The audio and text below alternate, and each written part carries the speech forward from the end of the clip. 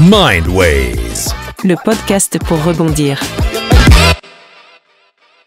Bienvenue dans cet épisode de Mindways. Aujourd'hui, on parle de quelque chose de profond et souvent inévitable, les regrets. Que tu en aies quelques-uns ou que tu en ressentes le poids au quotidien, les regrets peuvent être lourds, mais ils ont aussi le potentiel de devenir des tremplins pour grandir. Go talk to 9-year-olds. They regret. They talk about regret. I wish is the opening line. Hey man, tell me about your life. Literally, I wish. One by one, at airport, park or park, event or event, bar or bar, every one of them, all of them started with, I wish. All of them. I wish. They grew up in a generation that did not have the internet. It was not practical to do all the amazing things we could be doing. They all wished. They wished they worked harder. They wished they spent more time with their family. They wished they didn't listen to their mom and did what they wanted to do. They wished. The biggest poison in us is regret.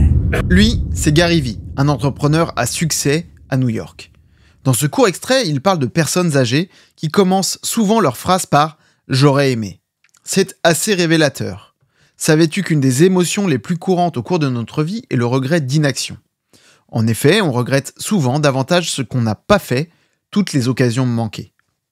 Aujourd'hui, on va explorer comment les regrets fonctionnent, pourquoi on les ressent, et surtout, comment les éviter autant que possible.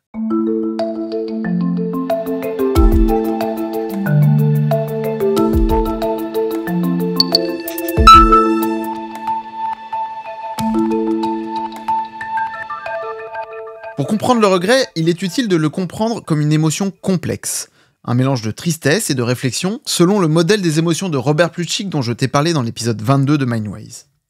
Le regret combine des éléments de tristesse mais aussi de surprise, ce qui le rend intense et difficile à ignorer. Pourtant, cette émotion est là pour une bonne raison. Le regret agit comme un signal, un rappel de ce qui est important pour nous.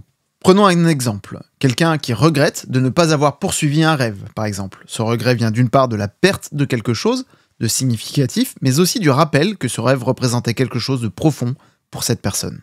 Et si on envisageait le regret non pas comme un fardeau, mais comme un guide ? Oui, une émotion puissante qui nous alerte quand on s'éloigne de ce qui compte vraiment pour nous. Le regret devient alors une opportunité de s'ajuster, de se réaligner sur nos choix et sur nos valeurs.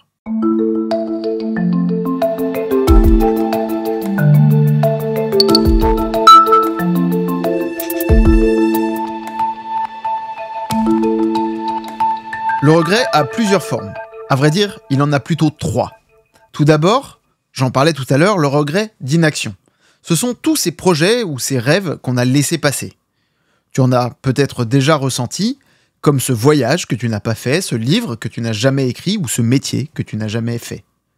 Ensuite, il y a les regrets d'impulsivité. Ces décisions prises sur un coup de tête, ça pourrait être la rupture d'une relation ou le fait de quitter un emploi sans un plan solide. Sur le moment, ça semble être une bonne décision, mais en y repensant, tu te dis que cela aurait pu être fait autrement. Et enfin, les regrets relationnels. Ce sont ceux qui touchent aux connexions humaines. Une dispute qui n'a jamais été réglée, un « je t'aime » que tu n'as jamais osé dire.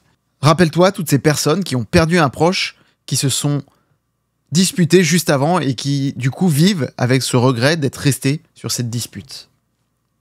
Les relations sont souvent une source de regret car elles touchent profondément à nos émotions. Alors, pourquoi ces regrets nous hantent-ils ? Une des raisons principales est la peur, tout simplement. La peur de l'échec, la peur du rejet ou encore la peur de l'inconnu. Souvent, on reste sur place, paralysé par la crainte de faire le mauvais choix. Et puis, il y a aussi les attentes sociales. Prenons l'exemple des choix de carrière. Parfois, on fait un choix parce que la société ou notre entourage nous pousse dans une direction et bien plus tard, on se rend compte que ce n'était pas ce qu'on voulait faire.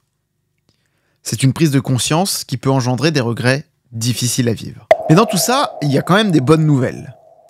Et la principale, c'est qu'on a tous le pouvoir de reprendre le contrôle de nos décisions en comprenant mieux ces influences et en nous recentrant sur ce qui nous importe vraiment.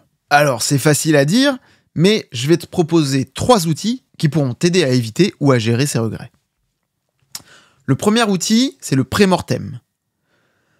Plutôt que de regretter un choix après coup, imagine-toi dans le futur, comme si tu avais ce pouvoir de te rendre dans le futur et de voir ce qui s'est passé. Tu as pris cette décision et elle a échoué. Quels sont les obstacles, les difficultés que tu as rencontrées, mais également les apprentissages que tu en as tirés. Cela te permet d'anticiper et de faire des choix plus éclairés. Ça me rappelle un petit peu l'épisode 10 sur la dépolarisation, où justement Pierre David nous explique comment on peut avoir plusieurs aspects d'une même situation et comment on peut prendre du recul pour prendre la bonne décision. Le deuxième outil, c'est le test des valeurs personnelles. Prends un moment pour lister tes 3 valeurs principales. Demande-toi si tes décisions actuelles respectent ces valeurs, parce que quand une décision n'est pas alignée avec tes valeurs, cela risque d'engendrer à terme des regrets. Et enfin, le pouvoir du pas à pas. Plutôt que de tout changer en un instant, essaye de tester doucement tes choix. Tu hésites à quitter ton emploi pour un nouveau projet ? Peut-être pourrais-tu tester ce projet en parallèle de ton travail actuel. Cela permet de réduire les risques et de mieux évaluer si c'est la bonne direction pour toi. Tu as forcément dans ton entourage des personnes qui ont changé totalement de voie. Et, spoiler alerte, elles viennent tous te voir en te disant « c'est la meilleure décision de ma vie ». C'est exactement ça qui va te permettre d'avancer. Pèse le pour et le contre de chacun de tes choix, entre l'effort que tu vas devoir fournir, le risque que tu prends et le gain potentiel que tu peux espérer. Si tout est aligné, alors il y a de grandes chances que ce soit le bon choix pour toi. Un autre petit conseil est ne te pose pas trop de questions, n'écoute pas nécessairement tout ton entourage.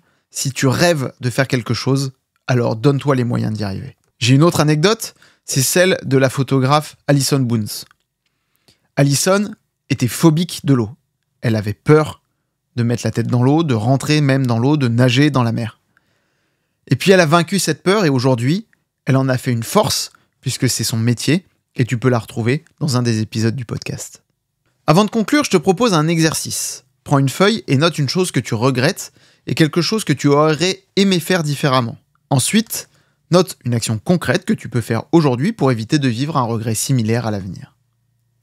Imagine-toi, dans quelques années, comment aimerais-tu te souvenir de ta vie ?